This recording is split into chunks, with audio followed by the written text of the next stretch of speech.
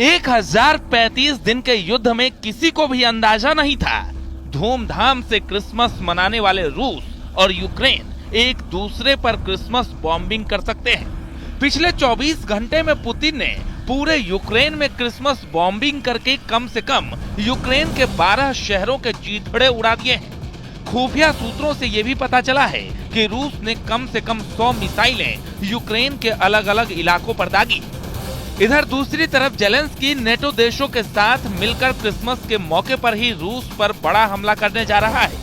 दावा किया जा रहा है कि यूक्रेन अपने दम पर नई ड्रोन मिसाइल से रूस में 1000 किलोमीटर तक हमले करने जा रहा है।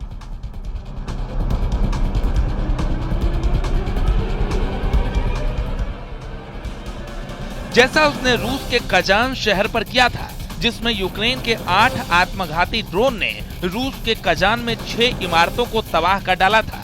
हम आपको दिखाने जा रहे हैं कि रूस ने अचानक क्रिसमस के मौके पर ही यूक्रेन पर हमले क्यों किए हैं।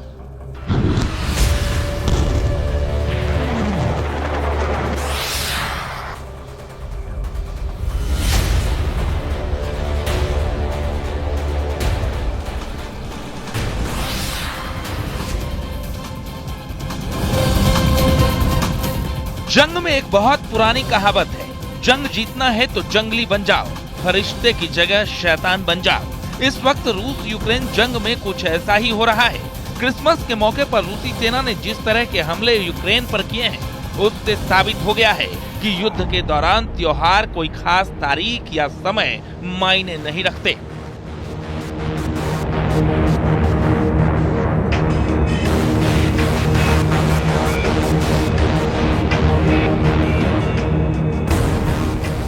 जरा देखिए पुतिन के रूस ने यूक्रेन में क्रिसमस के मौके पर कहां-कहां हमले किए हैं।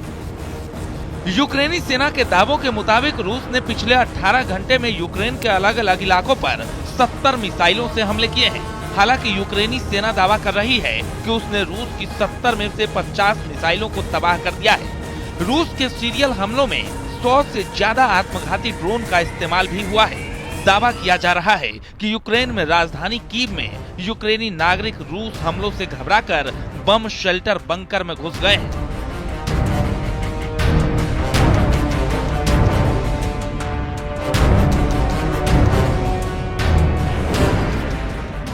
कुछ लोगों ने मेट्रो स्टेशन में शरण ली है। राष्ट्रपति जेलेंस्की के मुताबिक पुतिन यूक्रेन के खिलाफ ब्लैकआउट हमले करवा रहे हैं ताकि ठंड और बिना बिजली के यूक्रेनी नागरिक जहन्नुम जैसे हालातों में रहें। अभी तक की जानकारी के मुताबिक सबसे ज्यादा हमले यूक्रेन के खार्किव पर हुए हैं। रूसी हवाई हमलों में यूक्रेन के ऊर्जा और बिजली इलाकों को तबाह किया गया है। दावा किया गया है रूस का यूक्रेन पर यह 13वां बड़ा हमला है।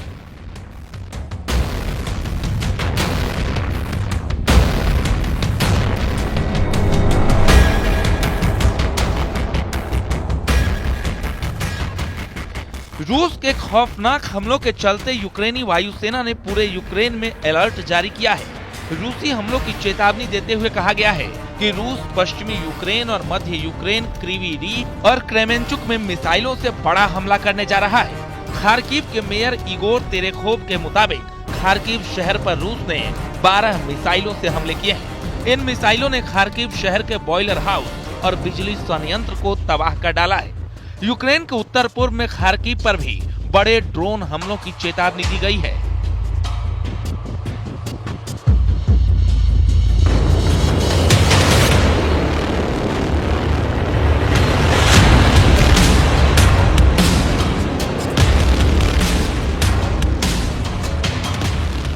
रूस यूक्रेन जंग में अब कई नए जंगी खिलाड़ी दोनों तरफ से शामिल हो गए हैं।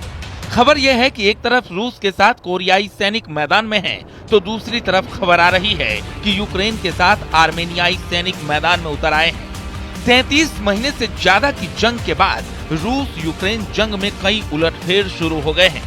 पहले रूस ने जंग में उत्तर कोरिया के सैनिकों को उतार यूक्रेन, अमेरिका समेत नेटो के 32 देशों को हैरान कर दिया है। अब खबर आ रही है कि यूक्रेन और नेटो ने मिलकर यूक्रेन की तरफ से आर्मेनिया के सैनिकों को जंग में उतार रहे हैं।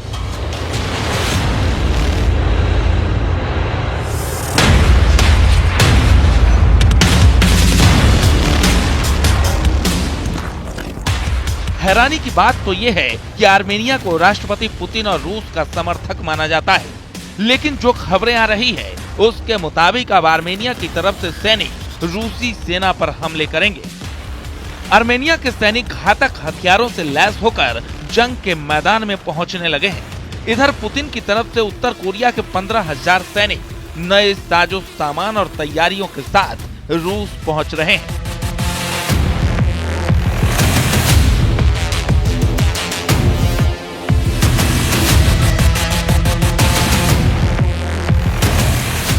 दावा किया गया है कि किम के आदेश पर कोरियाई सैनिकों की स्पेशल फोर्स रूस पहुंच चुकी है। इन हालातों को देखकर साफ कहा जा सकता है कि पुतिन और जेलेंस्की दोनों ही युद्ध में आखिरी दांव खेल रहे हैं। 20 जनवरी 2025 को अमेरिकी राष्ट्रपति पद की शपथ डोनाल्ड ट्रंप लेंगे।